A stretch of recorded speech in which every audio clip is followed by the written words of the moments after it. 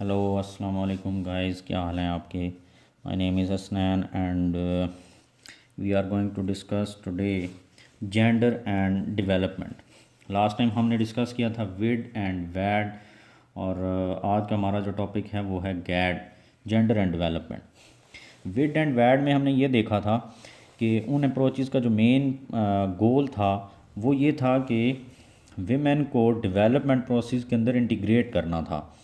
But जो गैड है ये लिटिल बिट डिफरेंट है उससे। पहले हम ये देख लेंगे कि ये भी 1980s के अंदर इमर्ज हुई और ये सोशलिस्ट फेमिनिज़म का एक उसकी ये अप्रोच है। और ये उनसे डिफरेंट इस तरीके से है कि वो तो क्योंकि डेवलपमेंट प्रोसेस के अंदर विमेन को इंटीग्रेट कर रहे थे, बट ये जो है ये फोकस करती है अनईक्वल जो पावर रिलेशन है मैन और वुमेन के दरमियान, डेवलपमेंट प्रोसेस के दरमियान। किस तरीके से कि मैन जो है वो ज़्यादा प्रीडोमिनेंटली पावरफुल है, डोमिनेंट है पेट्रियार्कल सोसाइटीज़ के अंदर तमाम फील्ड्स में। अगर हम सोशली, इकोनॉमिकली, पॉलिटिकली देख लें तो हर तरीके से सोसाइटी भी उसको डोमिनेट कराती है और वो वैसे भी डोमिनेट है। जबकि वेमेन जो है इनको प्रोसिक्यूट किया जाता है, इनको अपॉर्चुनिटीज़ उतनी नहीं प्रोवाइड की जाती जितनी कि मैन के लिए हैं। तो ये पेट्रियार्कल सोसाइटीज़ के अंदर ये इशू है। तो बेसिकली गैड ये कहता है कि ये जो पब्लिक प्राइवेट डायकॉटमी है कि एक वो काम जो कि वेमेन को दे दिए जिनकी कोई सोशल इकोनॉमिक वैल्यू नहीं है, इकोनॉमिक वैल्यू कोई नहीं दी गई, और दूसरी तरफ वो काम जो मैन को दिए गए जिनके साथ रिलेट कर दी गई इकोनॉमिक वैल्यू। तो वो गैड इस चीज़ को रिजेक्ट करता है, कहता है कि ये जो पब्लिक प्राइवेट डायकॉटमी है, ये जो डिवीजन है, एक तो वो इस चीज़ को रिजेक्ट करता है। दूसरा ये फोकस करता है वो जो अनइक्वल डिस्ट्रीब्यूशन ऑफ पावर जो हमने बात की कि सोसाइटी के अंदर मैन को ज़्यादा पावरफुल बना दिया गया और वेमेन को जो है उसका सबऑर्डिनेट बनाया गया, या फिर उसको उतनी पावर नहीं दी गई जितनी कि मैन के पास है। तो इस वजह से ये इसका मेन फोकस इस पे है। वेमेन के बाकी इश्यूज़ को इतना ये ज़्यादा फोकस नहीं करती गैड। और बाकी जेंडर जो हैं जिनके अंदर LGBT आ जाते हैं आपके, लेस्बियन, गेज और ट्रांसजेंडर्स और बाइसेक्सुअल जो हैं, उनके भी इश्यूज़ को और उनकी भी जो पावर है उसके बारे में ये बात करता है कि उनको भी इक्वल पावर और अपॉर्चुनिटीज़ प्रोवाइड करनी चाहिए जैसे कि मैन को। तो division of man and women is social.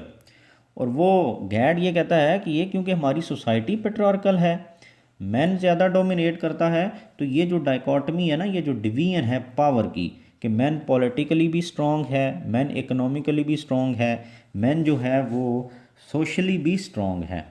जैसे कि हम एग्ज़ाम्पल्स देख लेंगे कि अगर हम देखें कि बैंक्स जो हैं वो मैन को उतना लोन्स और प्रोवाइड नहीं करते जितना कि वेमेन को इतनी इजीली लोन्स प्रोवाइड नहीं करते जितने कि मैन को कर देते हैं। इसी तरीके से जो माइक्रो फाइनेंस अपॉर्चुनिटीज़ हैं वो भी मैन के लिए ज़्यादा हैं एज़ कम्पेयर टू वीमेन।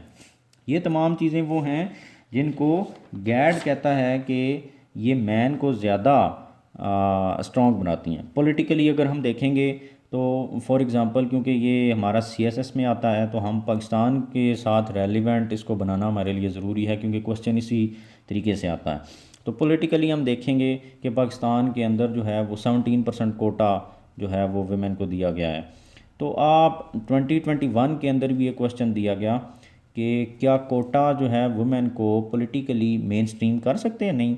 तो इसका कैसे हम देखेंगे कि कैसे वो माइनॉरिटी के तौर पर उनको अपॉर्चुनिटी प्रोवाइड की गई, पॉलिटिकल जो शेयर है उनका मुल्क के अंदर वो माइनॉरिटीज़ की तरह है, तो वो कैसे अपने राइट्स को प्रोटेक्ट कर सकती हैं उन असम्बली जब तक इक्वल अपॉर्चुनिटीज़ नहीं दी जाएंगी। इसी तरीके से इकोनॉमिकली अगर हम देखें तो बैंक्स की मैंने आपको एग्जांपल दी कि ये इजीली वेमेन को लोन्स प्रोवाइड नहीं करते एज़ कम्पेयर टू मैन।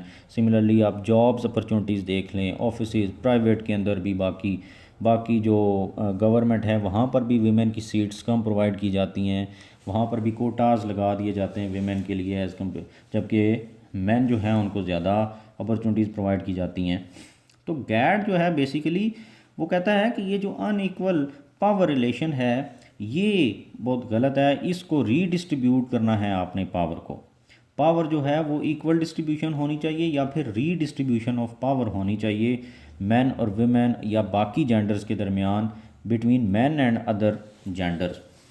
ये इसका मेन कॉन्सेप्ट है जो कि मैंने आपको बताया। अब जब हम इसका एनालिसिस करेंगे तो हम ये देखते हैं कि वीमेन को अगर हम इक्वल अपॉर्चुनिटीज़ प्रोवाइड करेंगे सोशल, इकोनॉमिक और पॉलिटिकल डोमेन के अंदर और इन अफेयर्स के अंदर, तो एक जेंडर न्यूट्रल सोसाइटी जो है वो इमर्ज हो सकती है रादर देन पेट्रियार्कल सोसाइटी। जब इक्वल पॉलिटिकली भी हम उनको इक्वालिटी प्रोवाइड कर दें, सोशली भी, इकोनॉमिकली भी उनकी एजुकेशन राइट्स और बाकी चीज़ें हम उनको प्रोवाइड करेंगे, तो डेफिनेटली एक जेंडर न्यूट्रल सोसाइटी इमर्ज होगी। उसके अंदर पेट्रियार्की जो है वो इरेडिकेट हो जाएगी। एक एग्ज़ाम्पल हम यहाँ पर कोट कर सकते हैं और वो ये है कि बांग्लादेश के अंदर एक बैंक है जिसका नाम है ग्रामीण बैंक। ग्रामीण बैंक ने वेमेन को लोन्स प्रोवाइड किए बिज़नेस के लिए। तो उस ग्रामीण बैंक ये कहता है कि वेमेन ने बांग्लादेश के अंदर उन लोन्स को यूज़ करते हुए ना सिर्फ अपने बिजनेसेस इस्टेब्लिश किए, बल्कि उन्होंने वो लोन्स भी इजीली जो है वो वहाँ से उस बिज़नेस से पैसे कमाकर रिटर्न पे बैक कर दिए बैंक्स को। तो यहाँ से हमने देखा कि जब इकोनॉमिक अपॉर्चुनिटी उनको प्रोवाइड की गई तो उन्होंने कितने अच्छे तरीके से उसको यूज़ किया और वो फाइनेंशियली इंडिपेंडेंट हो गई। तो यहाँ से तो एक बात हमें ये समझ आ गई जो वो गैट कहता है कि अगर इक्वल अपॉर्चुनिटी प्रोवाइड की जाएगी तो वो जेंडर न्यूट्रल सोसाइटी और इकोनॉमिकली वो इंडिपेंडेंट हो जाएंगी। पावर रिलेशन इकोनॉमिकली जब हमने इक्वली वो पावर रिलेशन इस्टेब्लिश किया तो वेमेन ने परफॉर्म किया। सिमिलरली गैट फोकस करता है power relation between man and women rather than strictly focusing on women issues. मैंने पहले भी बताया कि अदर जो रिमेनिंग इश्यूज़ हैं वुमेन के, जैसे कि वो फेमिनिस्ट बात करते हैं, इक्वालिटी और ये सब चीज़ें, तो उनको फोकस करने के बजाय सिर्फ गैट का जो मेन फोकस है उस पावर रिलेशन के ऊपर है जो कि मैन और वुमेन के दरमियान इस्टेब्लिश होता है पेट्रियार्कल सोसाइटीज़ के अंदर। और वो मैंने आपको बताया कि वो रिलेशन कैसे डेवलप हो रहा है कि मैन ज़्यादा पावरफुल बना दिया गया और वुमेन को उसका सबऑर्डिनेट बना दिया गया। तो फिर हम इसको ये एनालिसिस भी लिख सकते हैं कि if you reduce inequality then development would be gender balanced. वहाँ पर फिर मैन और वुमेन का जो है वो इशू पावर रिलेशन में ख़त्म हो जाएगा अगर हम इसको फोकस करेंगे। तो अगर हम इसको समराइज़ करें तो समरी इसकी ये है कि इशू क्या है, अनइक्वल पावर डिस्ट्रीब्यूशन। सोसाइटी के अंदर अनइक्वल पावर डिस्ट्रीब्यूशन है और इसका सल्यूशन क्या है, सल्यूशन ये है कि रीडिस्ट्रीब्यूशन ऑफ पावर की जाए। सिंपल सा एक कॉन्सेप्ट है जेंडर एंड डेवलपमेंट का कि सोसाइटी के अंदर मैन जो है वो ज़्यादा पावरफुल है, उसके पास ज़्यादा पावर है, वुमेन जो है उसके पास इतनी पावर नहीं है। अगर वुमेन को भी इतनी ही पावर दी जाएगी, इक्वल अपॉर्चुनिटीज़ प्रोवाइड की जाएंगी, तो वुमेन जो हैं वो अपने उस पावर को यूज़ करके उसको अपॉर्चुनिटीज़ को यूज़ करते हुए फाइनेंशियली, इकोनॉमिकली, पॉलिटिकली इंडिपेंडेंट हो जाएंगी। और गैड का यही टारगेट है, जैसे कि विड और वैड का टारगेट था कि वुमेन को डेवलपमेंट प्रोसेस के अंदर इंटीग्रेट करना था। Thank you very much.